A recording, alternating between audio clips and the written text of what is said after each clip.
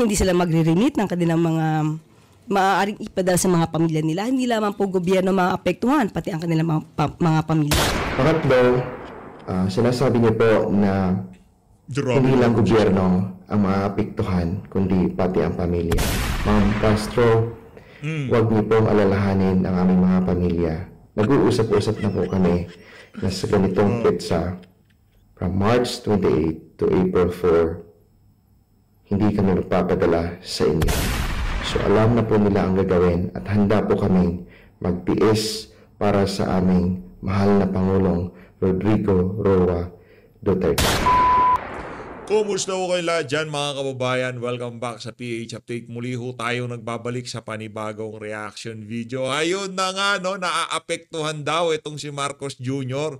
kaugnay sa mga naglalabasan sa social media ngayong mga panahon na to. Ang issue kasi dito, ang hindi ho maintindihan nitong kampo nitong si Marcos Jr., wala akong kinalaman niya si Ma'am Crisette. Wala akong kinalaman niya si Ma'am MJ, yung si Ma'am Sasrugando Sasot. Marami lang nagbabasa sa kanila. Pero pati yung mga ordinaryong Pilipino na gumagamit sa social media, alam nila na mali ang ginawa nyo kay dating Pangulong Rodrigo Duterte. It doesn't matter, patahimikon nyo lahat ng mga vlogger, nalantad sa buong mundo yung kabalbalang ginawa nyo dito kay dating Pangulong Rodrigo Duterte at yung Zero Remittance Week na gagawin sa March 28 sa birthday nitong si dating Pangulong Rodrigo Duterte. Medyo na-alarma ho ang Malacanang dyan sa napakatinding balita na yan at kung sino man sa mga kababayan nating OFW ang nakaisip niyan, isa ho kayong henyo. Para sa mga kababayan natin dito sa PH Update na sasali dyan sa Zero Remittance na yan, mag-comment ho kayo sa baba para ngayon pa lang makita na ho natin kung gaano karami sa mga kasama natin dito sa PH Update ang makikiisa dyan sa Zero Remittance Week na yan para ipakita sa administrasyon ni Marcos Jr.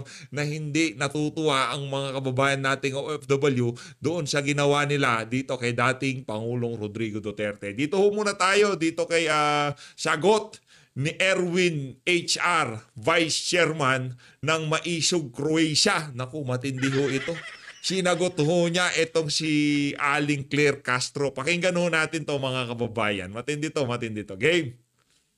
Sagutin ko po isa-isa yung pahayag ni Atty. Claire Castro na sabi dapat mahinahon tayo mga OFW. With all due respect, Ma'am Castro, hindi po pwedeng sabihin ganon na dapat mahinahon dahil unang-una nakikita namin kung ano yung pagtrato ng ating pamahalaan kay Tatay Digong. Kitang-kita po namin sa video kung paano puwersahang pinaalis sa bansang Pilipinas ang ating mahal na Pangulo. At hindi nyo kami masisisi kung ganito ang nararamdaman namin para sa ating mahal na Pangulo. Wrong move. Masyado kayo nagpadala sa silakbo ng inyong damdamin. Masyado nyong kinapitalize yung pagpunta sa ibang bansa ni Tatay Digong at pagbalik niya dito, diretsong eroplano, diretsong Netherlands na.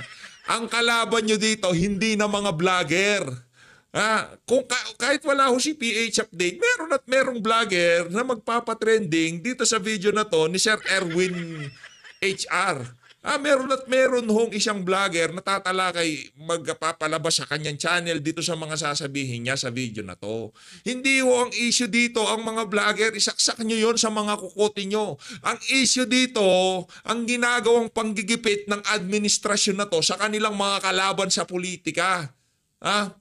Yung mga ginigipit ng administrasyon na to, yun naman ang nakikita ng ating mga kababayang OFW na talagang naglingkod sa ating bansa nung mga kapanahunan nila, kagaya nitong si dating Pangulong Rodrigo Duterte. Kaya kahit anong maniubra pa ang gawin ng administrasyon na to, mahihirapan ho sila.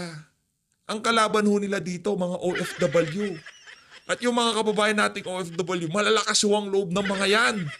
Tingnan nyo naman itong si Sir Erwin, ang sinasagot ho niya, hindi ko naman siya minamaliit itong si Sir Erwin. Hindi ngayon pa lang ho natin nakita pagmumukha niya. Pero yung mga sinasabi niya, merong kargada.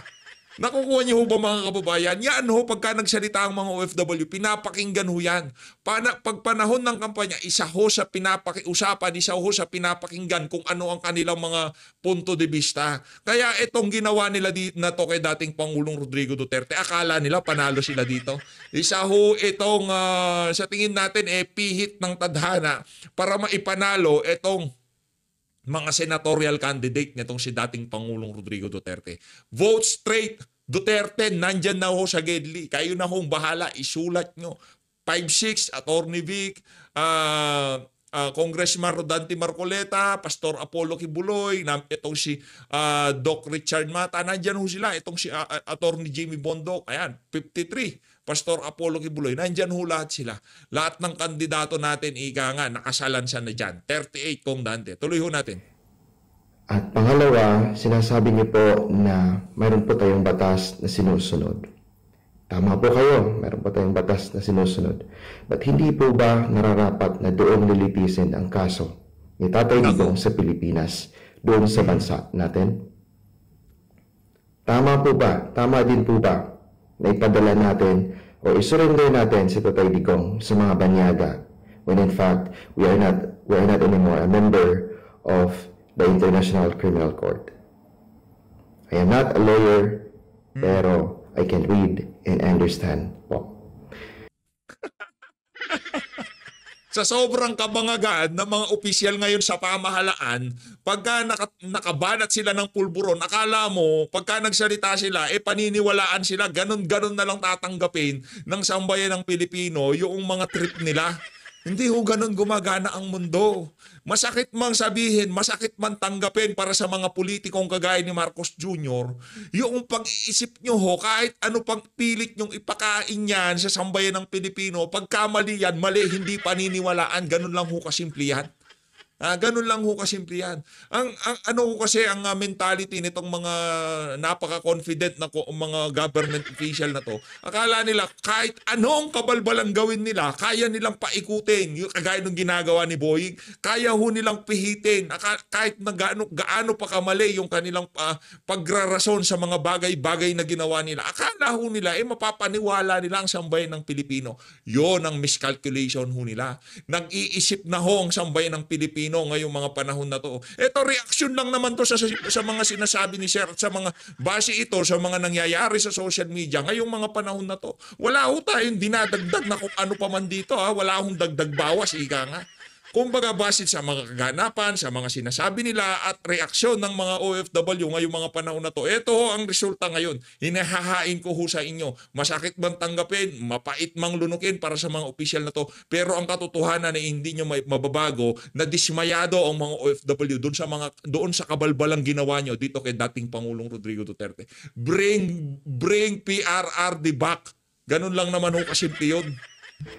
Pangatlo, sinasabi niyo po na hindi lang gobyerno ang maapektuhan, kundi pati ang pamilya. Ma'am Castro, huwag niyo pong alalahanin ang aming mga pamilya. Kung magugutom sila or ano pa man ang mararanasan nila. Nag-uusap-usap na po kami na sa ganitong petsa from March 28 to April 4, hindi kami magpapadala sa inyo. So alam na po nila ang gagawin at handa po kaming magtiis para sa aming mahal na Pangulong Rodrigo Roa Duterte.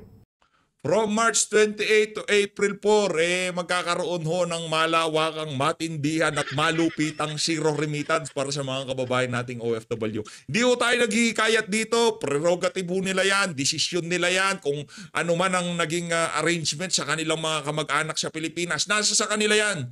Kumbaga dito, binibigyan lang natin ng reaksyon yung mga kaganapan sa social media. Kung kayo ay makikiparticipate dyan sa galaw na yan, mag-comment ho kayo sa baba. Hindi ako nag-i-encourage o kung ano pa man. Desisyon ho yan ng mga kababayan nating OFW.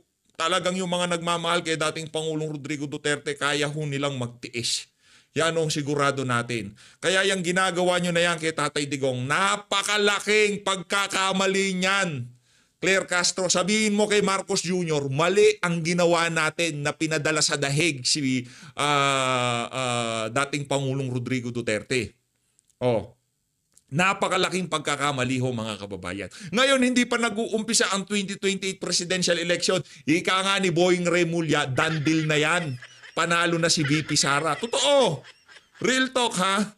Real talk, panalo na ho itong si Vice President Sara Duterte. Kung ngayong araw na to gaganapin ang presidential election, talo ho si Marcos Jr. Sa bagay, kahit ano pang kabangagang gawin nitong si Marcos Jr. Sa loob ng 3 taon mula ngayon, wala hong mababago sa totoo lang.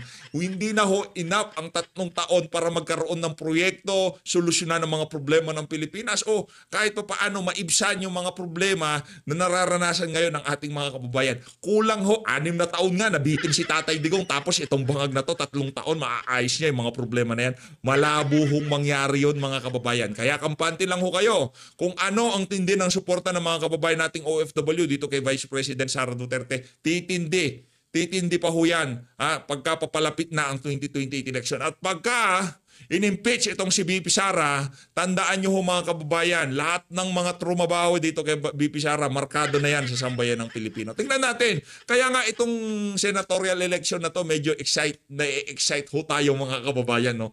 Talagang dito, nakikiramdam na yung mga assuming na magiging senator kung paano nila tatrabahuhin itong si VP Sara. Huwag kayong magkakamali.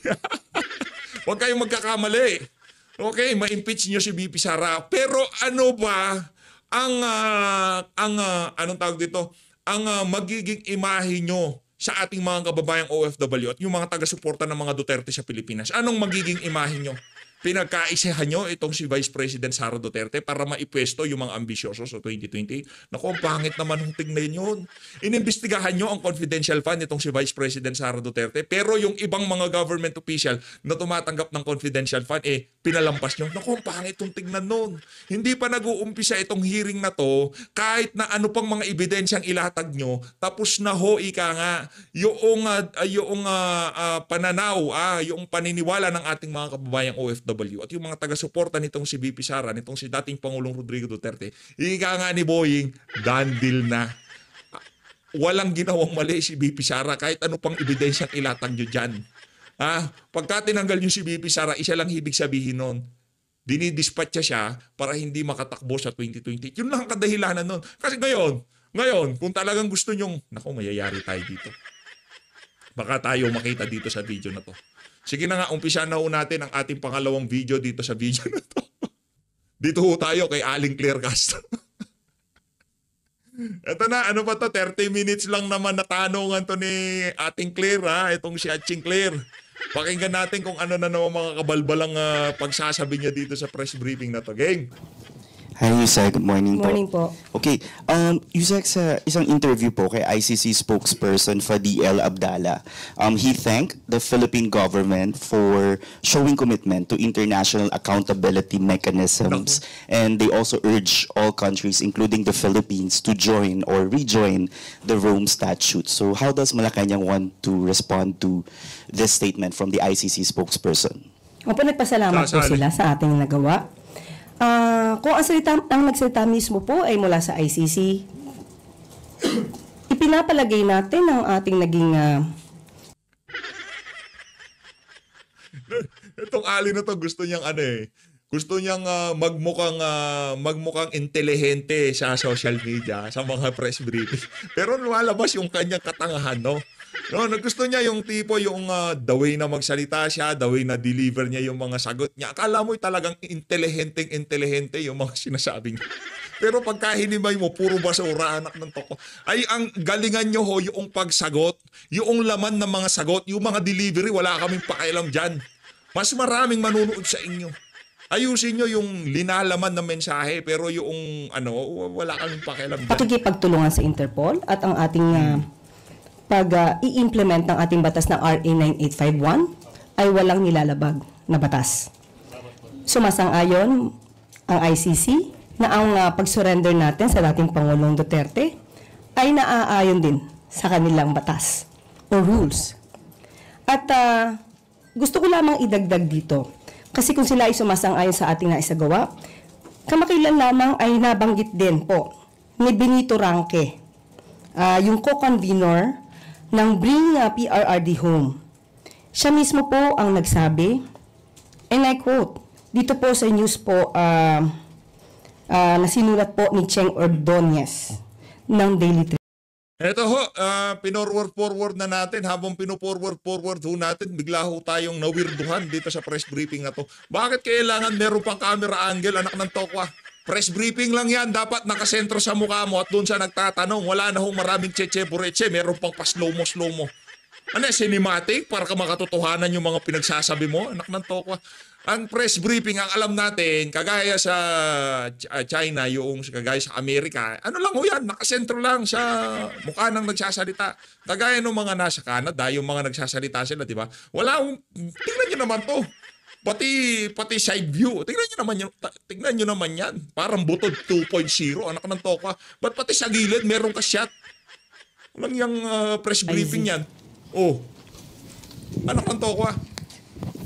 Kakaloko ka, ha?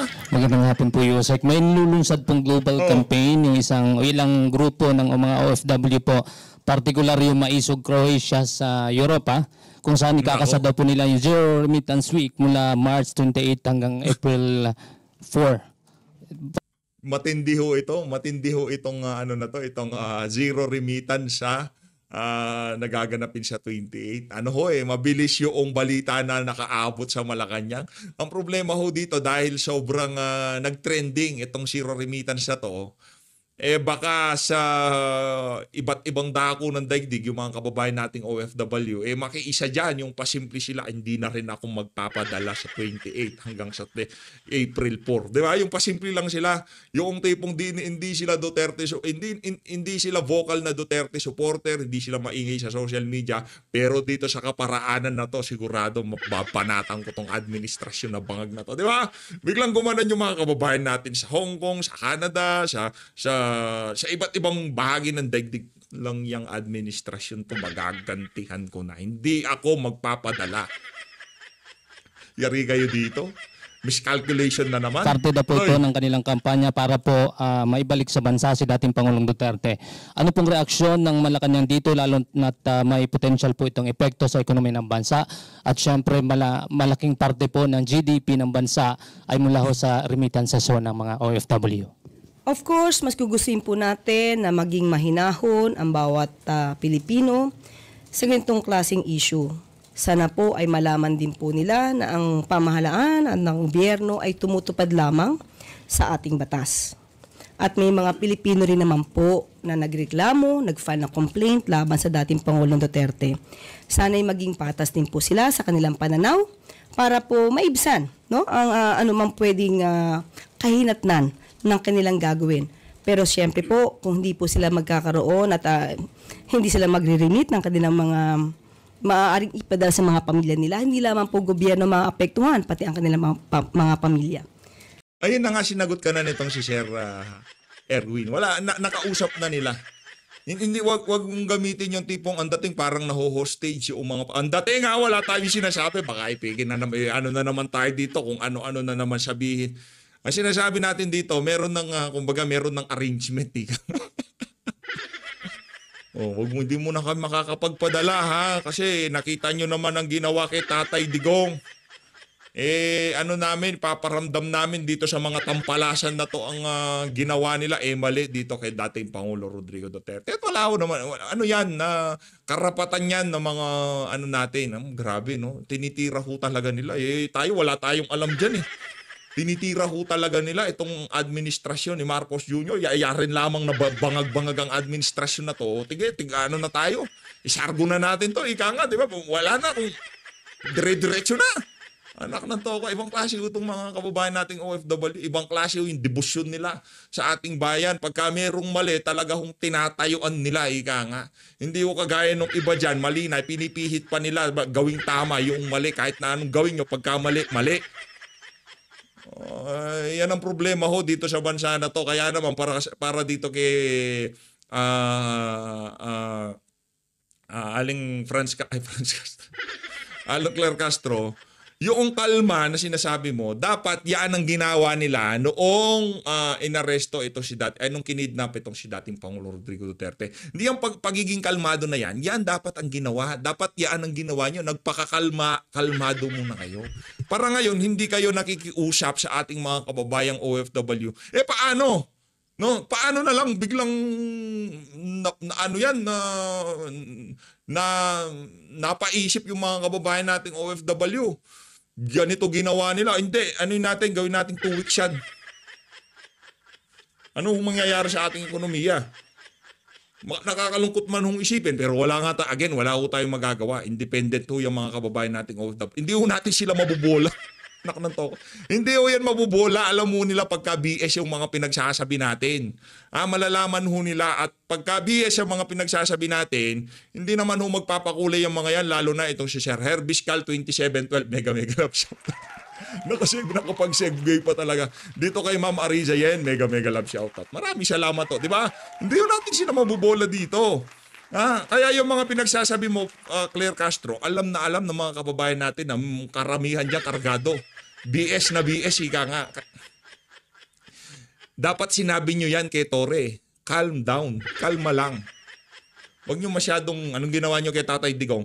Yun noong binalasubas itong si dating Pangulong Rodrigo Duterte, nakikiusap na ang pamilya niya, kalma lang, dalhin mo na sa ospital, bili muna ng gamot. Anong ginawa nyo? Kumalma ba kayo?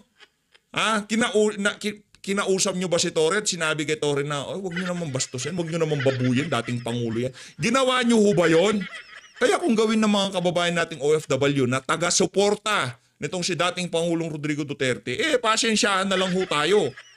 Makikiisa ho ba kayo? Sasali ho ba kayo dito sa Zero Remittance Week para kilos protesta dahil sa mga ginawa nilang kababuyan kay dating Pangulong Rodrigo Duterte? Sasali ka ba?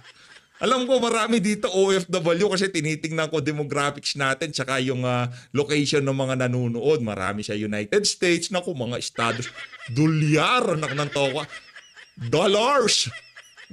Marami, pinakamarami dyan sa US, Canada, mga nasa Japan, yan, mga Hong Kong, Singapore, naku, napakarami ho yan. Sasama ho ba kayo? Kasi Croatia to makikiisa ho ba kayo?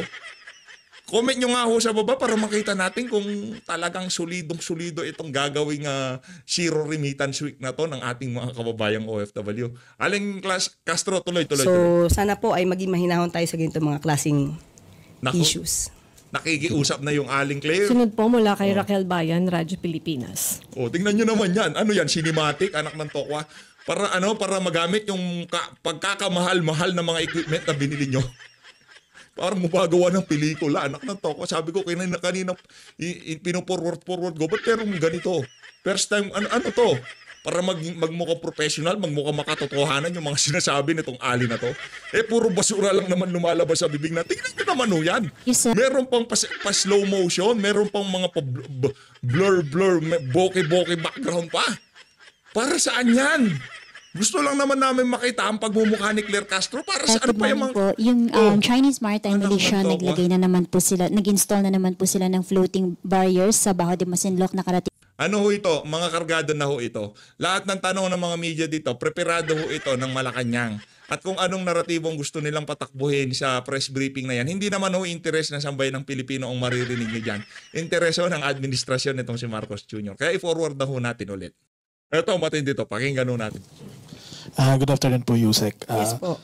Following the photo of the First Lady which went viral over the weekend for allegedly being edited, on Sunday evening she posted a new family photo like she usually does, and now netizens are... like she usually does, anak ng tokwa, yung nagtatanong pa lang, pinagtatanggol na yung First Lady. Ano pang aasahan nyo sa magiging sagot? Sila gaguod. Ewan ko lang pero ako ho mga kababayan, malayo pa lang ang kalokohan, naaamoy ko na ngayong mga panahon na to. Like she always does. Tanong pa lang, kargado na. Are pointing out naman po that it's President Marcos who is allegedly now edited in the photo. What is Malacanang's take on this since the photo po was posted on the First Lady? Again, hindi natin pinakikialaman yung mga peking picture na yan. Gusto lang natin marinig ang sagot ng Malacanang dyan sa mga kumakalat na peking larawan na yan o edited na larawan. Di ho natin alam. AI, di natin alam ha. Kaya di ho natin sinasawsawan yung issue na yan. Baka mapasok po tayo, mahirap na. Diba? Doon lang ho tayo sa safe side, di ka nga. Yung mga alam lang natin, yun lang ang pag-usapan natin dito sa PH Update. Ngayon, nasa mga netizen na yan, ika nga, kung paano nila tanggapin yung mga larawan na kumakalat nanggagaling sa mga official account ng Pers family. Nasa sa mga netizen na yan, merong pinasayaw, merong pinaglinis, merong kinumpleto ang paa using AI. Di natin alam yan mga kababayan. Kung nandyan siya, wala siya, lalabas at lalabas din ang katotohanan. Hayaan na ho natin. Ngayon, kung gusto yung pagkatuwaan, nasa sa inyo na ho yun. Pero hindi na ho para sa tayo sumali pa dyan sa issue nitong si Lisa Araneta na yan. Ladies Facebook page. Nakakatawa po. Yan, Una, sino po ba nakakatawa. nagsabing Tawa tayo. edited? Sino? Di po ba kung sila yung nagsasabing edited, i-prove nila na edited? Correct. Tama naman. I-prove nyo na kung edited. Di ba? Tama yung Nandun po sinabi. ba sila sa okasyon? Kasama po ba tama. sila doon? Noong mga correct. araw na yun ay nandun pa sila sa nasabing venue? Kung Tama sino naman. nagsasabi na lahat ay edited, sila po magpakita ng ebidensya. Yun, tama naman. Palakpakan nun natin itong napakahusay na USEC ng PCO. Diba? Tama naman yun. Wala naman siyang maling sinabi doon. Ang issue nga lang, siyempre, tayo naman, di naman, sa totoo lang, wala tayong pakialam kay Lisa Araneta Marcos. Kahit di siya magpakita, kahit kailan di na natin siya makita, wala namang problema eh. Meron lang yung ibang mga netizen na hinahanap. Bakit mo pinipilit mahanap? Pag nakita nyo naman, nagmamaktol kayo dahil nasaksakan ng kapangitan. Hayaan natin. Kung di nagpapakita ang palaka, hayaan natin. Diba? Wala naman po. Meron mo bang mawawala sa Pilipinas kung di natin makita yung Hayaan nyo lang mga kababayan. Kung ayaw nyo magpakita, kung gusto nyo magtago sa lungga niya o yung pagkakatuslok ng mukha niya, merong nangyari sa mukha niya, hindi siya pwedeng magpakita sa publiko, di ho natin alam. Pero again, hindi na ho paras tayo, hanapin pa natin yung alin na yan. Wala naman nung pakina. Wala naman nung kwenta yan, yung tipong, asan si Lisa, asan. Kahit nandyan naman, wala namang kwenta, di ba? Ano lang naman, nanto ko. Huwag na ho natin pag-aksayan ng oras. Pag-uusapan natin yung kulang-kulang na BICAM report, yung mga flood control na palpak, yung mga nangyayaring vote buying ngayong mga panahon na to, at ikampanya ho natin yung mga kandidato ni dating Pangulong Rodrigo Duterte. Doon ho natin ilaan ang ating mga enerhiya ngayong mga panahon na to. Pagsuporta kay Tatay Digong, pagsasalita sa mga kababayan natin sa social media kung ano nga ba ang saloobin nila sa mga kaganapan sa ating bansa. Pero para ngayon hanapin natin yung alin na isa ho siya sa mga nagiging kasangkapan para ilihis yung mga dapat mapag-usapan, wag na, yan na natin. Follow up lang po, Yusek. Is there any reports po na nakakarating sa inyo or kay President Marcos na they are being now targeted for fake news? Parang it's moving up na po to the family. Sino po ang target? Ako wala akong pinapakalat dito sa First Family. Doon lang tayo sa factual lang tayo dito. Yung maling pag-aresto kay Tatay Digong, maraming linabag ang administrasyon, yung napakatinding korupsyon na nangyayari ngayon sa ating bansa, yung paglipat ng pera ng pondo ng PhilHealth, kulang-kulang na BICAM report, doon lang ho tayo. Yun kasi pwede na natin pag-usapan yun kasi pinag-uusapan na yun ngayong mga panahon na to. Pwede natin babaran yung mga issue na yun at magbebenepisyo ang sambayan ng Pilipino. Pero yung pagkakawala na yan at pagpapakalat ng fake news dito kay Bangag, wala ho tayong pakinabang dyan ng toko. Ano ngayon kung namagamo ka ni Lisa? Di ba? Ano ngayon kung di natin siya makita? Wala namang meron bang madadagdag sa Pilipinas? Wala ho. Meron bang mawawala sa Pilipinas? Wala rin ho. Ibig sabihin, walang kwenta yung mga tao na yan. Kaya wag na ho natin pag-usapan. Doon lang ho tayo sa walang humpay, napakatinding korupsyon, yung walang humpay na ayuda, walang direksyon ng ating bansa, lumalalang kriminalidad, lumalalang problema sa illegal na droga, issue ng PhilHealth, issue ng budget. Yan ho ang problema natin. Yung ginawa dito kay dating Pangulong Rodrigo Duterte, yun ho, napakarami nating paksang pwedeng talakayin. Yang si Lisa, lubayan nyo na ho.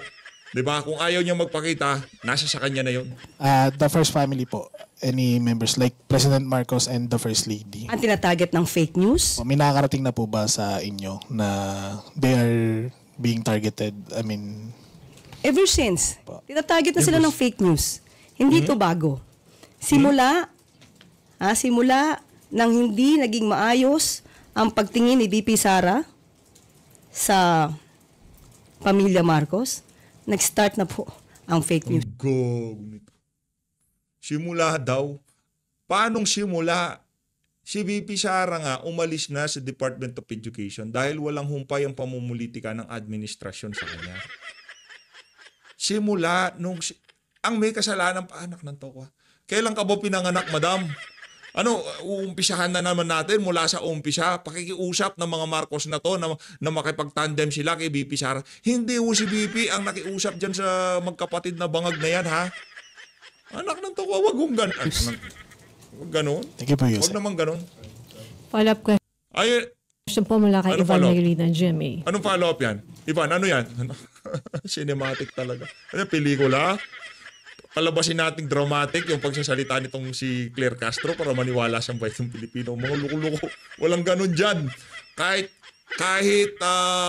cellphone lang ginagamit yung pang video dyan, basta maganda audio, okay na yon. Hindi nyo kailangan yung mga 4K, bokeh, walang kwenta yan. Bakit ba hanggang sa ngayon dinadaan nyo sa appearance, pero yung kagaya ng ginagawa nila diyan sa alyansa, di ba? Ang gaganda ng setup, ang gaganda ng stage, ang gaganda ng mga venue yung ginagawa nila. Pag nagsalita si Marcos at anak ng toko, kahit gaano pa kaganda ng venue, kung ang magsasalita nauutal dahil sa mga kabangagan niya, wala akong kwenta. Kahit gaano kapangit ang venue, pero yung mensaheng ibinibigay, napakaganda. Naku, kahit madilim pa sa madilim yan, papanoorin ng ating mga kababayan, sabihin ko sa inyo. Audio lang ang importante dito, hindi importante ang video. Tandaan nyo ho yan, mga kababayan. Kung ano lang yung sinasabi. Minsan kahit malabo ang video, basta maliwanag ang audio, masarap panoorin yan. Maniwala kayo sa akin. Hindi usapan ng magandang video, cinematic. Wala nang problema magkaroon ng mga magagandang setup kagaya nung ginagawa ng mga nasa alyansa at itong press briefing ni Claire. Ang issue lang dito, basura yung mensahe, basura ang delivery. Doon na lang, sa video 10 out of 10, palakpakan natin. Nakananto ko pa, dinaig pa ang Hollywood. Pambihira naman yan. Grabe naman ho yung setup na yan. Anong gagawin nyo dyan, pelikula? Pambira. Sige nga, sabihin nyo sa akin.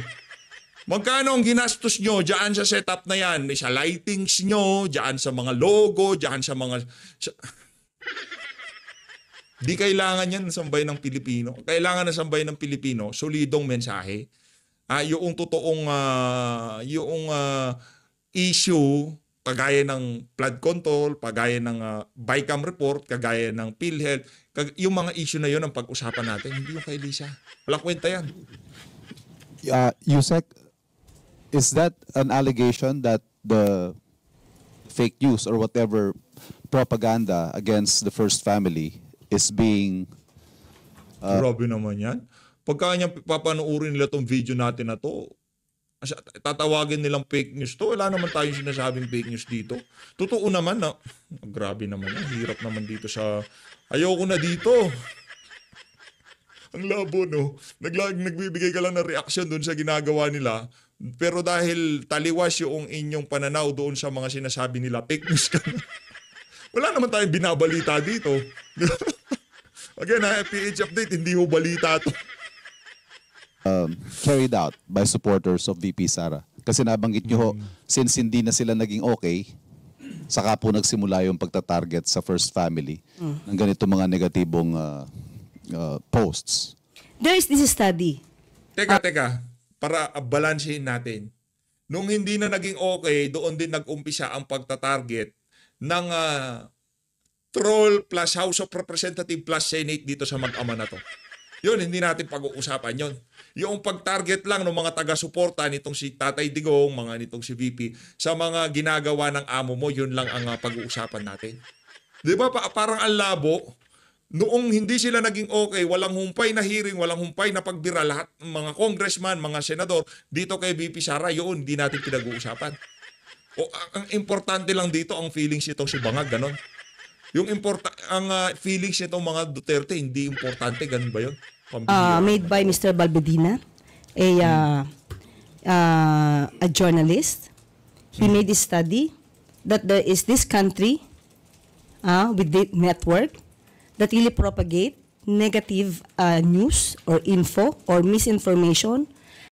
Ikaw, abogado ka, sabi mo, reporter ka, tandaan mo, alam mo naman walang good news na mabenta.